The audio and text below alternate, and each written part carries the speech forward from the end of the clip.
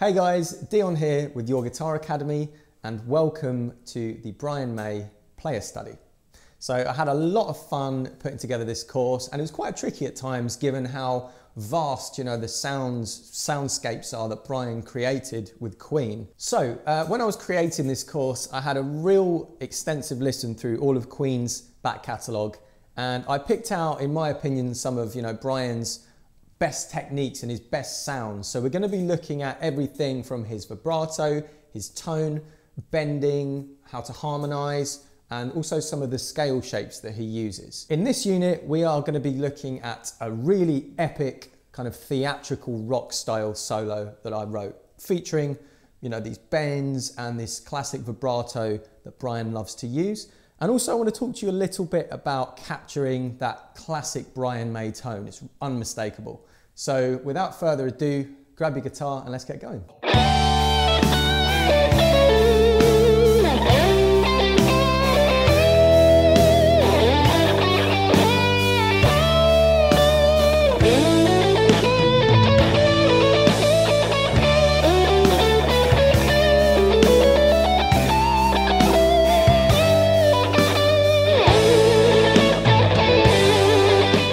Just joining us, don't forget to head over to the website to find all of the tabs, backing tracks and any other materials to do with this course. And also please don't forget to hit the like and subscribe button and leave us a comment. We'll get back to you. 1, 2, 1, 2, 3, 4.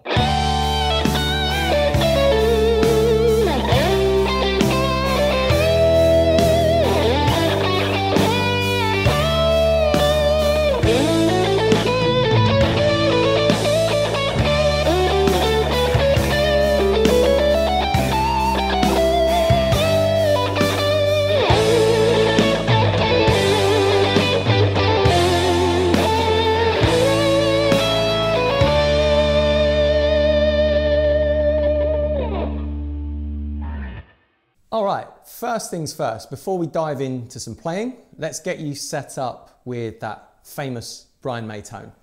So we've done something quite interesting today. So obviously he's so famous for his red special guitar, which is that classic 3 single coil pickup that he built all the way back in, I believe it was the early 60s with his father. And my favorite bit of trivia from that is that the neck was basically a piece of wood from an old fireplace. But from what I gathered, there's been various mods and various incarnations of that guitar over the years where he's swapped bits and pieces out. But there's one thing about Brian May's tone that's really key, and that's the fact he's using single coil pickups. So that's why I thought it would be really cool to do this course on a Strat, because it's one of the most common guitars that we as guitarists use. And a lot of people will have a Strat in their collection, okay? So first things first, I want to talk about the pickup position. So this was really key for me because I tried a few different ones out and it wasn't really working until I got to that 4th position. So that's that classic neck and middle, sound that is so key and so famous on a Strat. And I believe, from what I can gather, that's exactly the same position that Brian uses for a lot of his stuff as well. So it's that kind of nasally sort of quality to the sound that we want to go for. So that's, I don't doubt that Brian would probably be swapping pickups, fairly frequently. If he wants a bit more bite, he would go for his bridge. But for most of the solos on this course, for the lead tone, I was going to be using this 4th position here. Okay, so I've got Dan here with me filming, getting some really cool extra shots of the guitar and also the pedal board. So I'm just going to really quickly show you what I'm using to get this tone, but I want to more importantly talk to you about how you can get that with a variety of setups. So if we just run down to the pedal board here, so I'm using a Line 6 HX Stomp with a Vox AC30 model in that. That's obviously the classic Brian May setup, overdrive pedal before it. But most importantly, I want to move on. That's also a compressor after the amp there. It's not essential, but it helps to make it a little bit more even dynamics-wise. Most importantly, the biggest thing about Brian May's tone, for me, is the EQ. So what I've got here is a parametric EQ. So if I move along, and you see here it says mid frequencies. So That's set to about 550 Hertz. So that's a real key area for the guitar to get that kind of nasal cutting through the mix sort of quality. Okay, so if you look here on the right, I've set that to plus 2.5. So I've upped that section of the EQ to get that, as I keep saying, that Brian May nasal-esque, you know, cutting quality to the sound.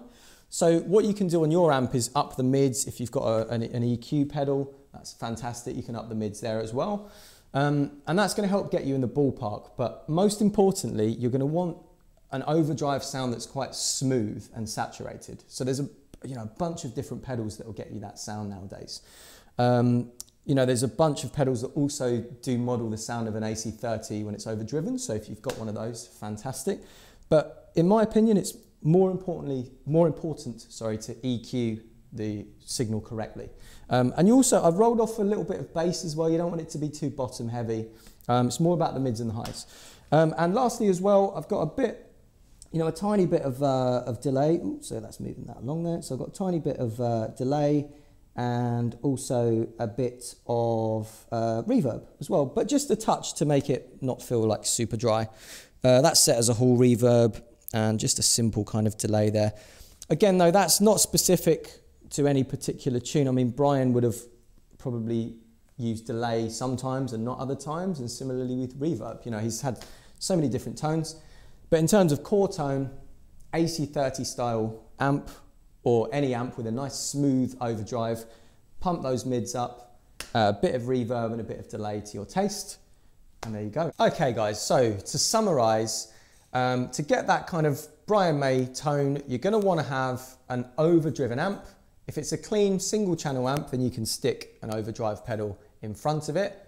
Get it quite saturated. You're going to want to take the bass down on the amp a bit, the mids up a fair bit, again for that nasal quality. And the highs, you don't want to have them super high because it gets quite grating then the tone, but you can have it at a point where it's cutting through quite well.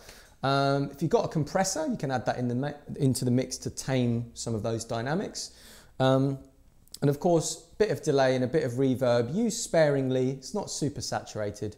And that should get you there. Okay guys, so fun little task before the next video. Why don't you try and dial in a Brian May tone using your own setup? And I'll see you in the next video for the first couple of licks. Okay, so that's it for today's lesson. If you want to move on to the next lesson, you'll find the link here. And if you want to go back to the start of the course, you'll find the full playlist here.